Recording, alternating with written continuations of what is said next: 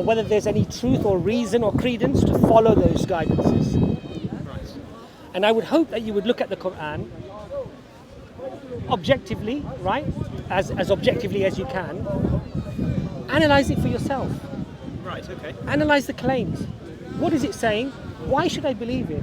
Yes. What are the reasons as to the claim within it of it being a miracle? Can I substantiate any of those claims in any way? Yes, yeah. And after using your reason and your investigation, if you're convinced, accept it. And if you're not convinced, then that's a matter between you and God. You've at least given it a balanced view and a fair reading, a fair analysis. And that's all we ask people to do here. It's not about being a car salesman and just trying to sell you a dodgy car, right? Yeah. It's about saying, look, here's the car, test drive it. Get your mechanic, have him to look at it. I see. Do a full inspection on it. Okay. Keep it for a year if you want to. And if you're happy with it, then come and pay me. That's a really interesting take on it. And for us, it's not a hard sell. Yeah. Because we believe that Islam is the truth. We believe it's haqq. We believe that anyone that comes to it with an open mind and an open heart will accept it.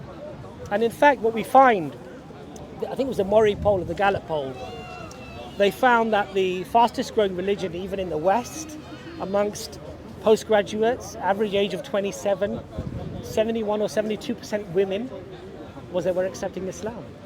Okay. And the average time they were spending was around 7 years in studying comparative religion. Right. So these were educated people who clearly did their investigation and their studies. Yes. And they found something in Islam they found nowhere else. I've really enjoyed our So conversation. yeah, Abbas. so I'd love to give you. I don't know if we've got any Please, free if you've got Qurans, anything- if but you've got please anything, do. I'll happily take it. We've got. Let's see, any of the brothers got free Qurans. We'll see. We didn't bring them today. Oh, Have you got a leaflet or anything? we have cards. I'll give you a Yeah, I'll card, take a and we've card. got a YouTube channel. Okay. We do live streams as well. Yes. If you'd prefer not to have your picture on the camera, I'm not bothered, it's fine. I'm just saying you can come on without your camera. Yeah. And we can have a further chat. But there's lots of resources on our website as well. Anis will give you the details there. Fine. And if you visit our channel, email us. There are also two organizations that I would recommend. Right. The first is Sapiens Institute. Right. There's a book written by a convert who was a Greek convert named Hamza Zorsis. Right. And it's called The Divine Reality. And you can download that for free, or Yes. you can there's a whole series of it on YouTube as well as a podcast. You can hear it. Okay. And I'd probably recommend that book. It's quite a good book, Yeah. actually. Okay. Lovely. But Anis will write that down. Anis, if you could just write the Divine Reality, Hamza Zorsis, and then the brother can maybe have access to that as well. Is that your position at the moment, guys? Say that again, sorry. What's your position in terms I was explaining to Abbas that I feel at the moment I'm an atheist, but I've really enjoyed this discussion. I feel it's been so interesting hearing, because like I said, I don't speak to my friends Sure. very often at the moment, Sure. you know, but it's been so interesting hearing, I suppose, what drives you and what you have faith in. You know, it's very interesting. You know what it is, Jacob? I mean, being born here, Dr. Imran being born here, you know, we went through the Western education, Western life.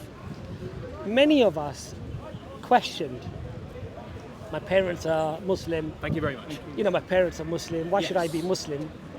You know, because science seems to have all the answers, Right. etc., Yeah, etc., yeah, etc. And we went through these, you could call them crises, or you could call them just times in our life when we questioned lots of things.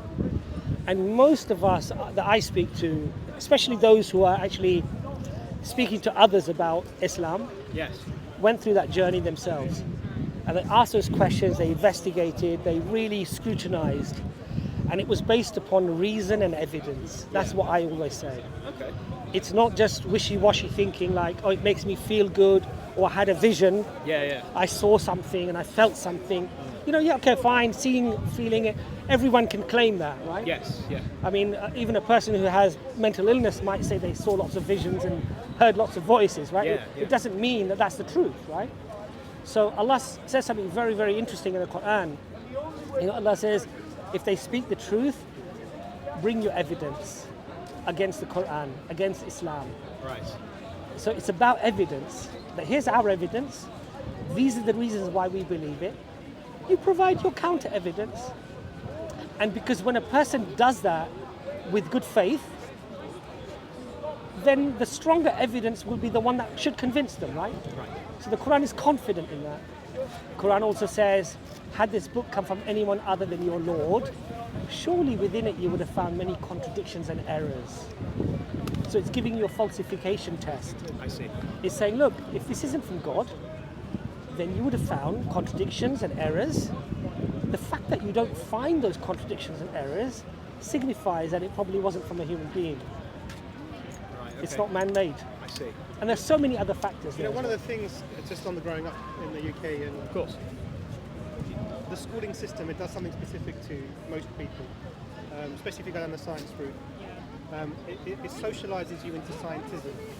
Okay. And scientism is taking science to be the only valid way of ascertaining truth, Right. or reality. And the problem is with scientism is if you just look up the term and the philosophy behind it, it's actually a misuse of science. So science is it has a framework.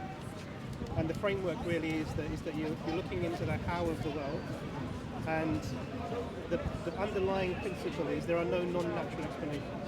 Right. Every explanation has to be a natural explanation. And that also is his Achilles heel. This is a limitation of this tool. So if you're looking for something that's supernatural, science won't work. Yeah. Because there's an underlying fundamental principle that precludes that. Okay. So one of the things that I had to sort of unlearn was this concept that we're socialised into, because science is attractive and it's discovered all these things, it works really well. Right. Yeah, we can make lots of predictions with it, we can apply it and use it in medicine, etc., whatever we're doing. But that does not mean that it can be used ubiquitously. We can't use it for everything. Yeah. And learning to differentiate this framework and where we can use it and where we can't use it, this is a really important thing that we have to come to. So one example would be things like aesthetic things. We can't use science to tell things like beauty or value, like as in moral values, or even moral choices. Science can't make those choices. Okay. The example would be if you make a cake, science can tell you the ingredients, maybe how long it was baked for, the process involved, how many people were involved. But it can't tell you what that cake is for, why it was made. You know, it can tell you that there was some icing on it and the icing spells this. But it won't tell you that there was somebody who's made this cake for someone they like. There's a bigger picture to this that you will not be able to find from the science. So often we're sort of socialised into this, the how is the same as the why. And that's not right. So you guys are human beings, moral agents. You have the ability to appreciate things like value in each other, value in the world around you. Yes. Those things, you can't anchor them in the material. Okay. There has to be something outside of the material to anchor it. So that's it was a long journey. I mean, I was one of these people that Abbas was talking about, because you go into that field, this becomes your way of thinking. But actually there's a much bigger picture to this. Yeah. So to know your why is probably important. Why are you there? What is your purpose? Yes. And then what the corollary of that is where you're going. Because I'm sort of a dualist. I don't think that my body is me. Okay. There's something beyond that. Right. There's lots of reasons to sort of go into to think about that. I see. And many cultures hold this idea that there is something about the human being which is going to survive the death process. Yes. That's a big topic. Of course it is. Yeah. So there are a lot of things like this. But the key thing is that this misuse of science, making it a ubiquitous tool to work out how reality is. Yes. And I think if you do that, it takes you to a dark place. I was going to say earlier on as well, because this is what I said to my friend. My friend is also religious, and Just put you up to speed. His friend's Muslim, by the way. Okay, so it's yes. But funny enough, this is another friend. Okay, all right, okay. We've got a really diverse group we have, yeah. But anyway, so this friend, we had this chat, and what I said to him was, what I suppose is probably interesting is a lot of things with science based on theory. I suppose you could equate the theory to a faith that you have in a religion. I suppose those you could view on an equal wavelength. I think the thing is, science definitely is a useful tool. Yes. It does help us to understand how things are working and what have you. And I think a lot of the theories are very well established, and I don't like to sort of knock science. I think science is a great tool that Allah has given us in order to discover the world. Yes.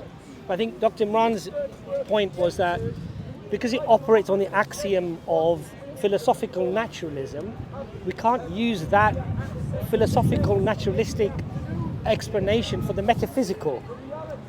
So, like you said, meaning of love, meaning of affection. You know, why should your mother get old and you still look after her? Scientifically, she's old. She can't produce or provide or do anything. Actually, to give her resources would actually be illogical. Right. But we don't think like that clearly.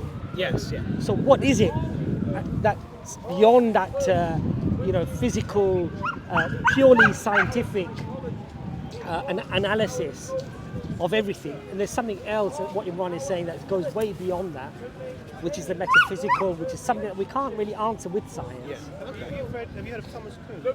Say it again. Thomas Kuhn? No, I don't think so. No.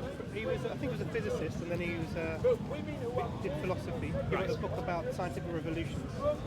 And to summarise the book in one sentence, basically what he was trying, that's clever. it's on your point of the theory. Yeah. And what he was saying is that the way that science changes, the way we develop our theories, is that there has to be a consensus among the scholars Yeah. that we're thinking about this thing wrong, and then the thinking changes. So it's almost like a social endeavour, but you have to break the underlying dogma. Yes. And there are lots of things where there is dogma within science, and it takes a lot to break it. Right. Steady state theory until the 1940s, and it was changed by Einstein. There are many examples of this sort of thing. So what he was saying is that the conclusions that we make about the observations that we see Yes. are based upon the pre-theory you're talking about. But if we change our pre-theory, our conclusions will change as well. Okay. So you get that phrase that if you change the way you look at things, the things you look at change. Yes. Yeah. Literally, it's that case. Yes. Yeah. So you can look at an interesting example might be to give a social example. If there was a society of people and the men were in the trees, Right. high up, wearing silk and wearing gold, and the women were all on the forest floor foraging for